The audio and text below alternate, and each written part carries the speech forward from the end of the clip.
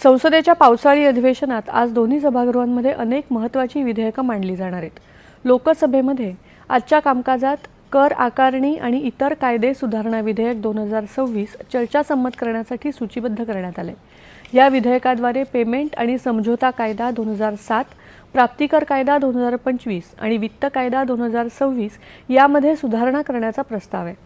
जागतिक भांडवल, उत्पादन आणि व्यवसायासाठी भारताला अधिक आकर्षक आणि विश्वासार्ह केंद्र बनवणं हा या विधेयकामागचा उद्देश आहे।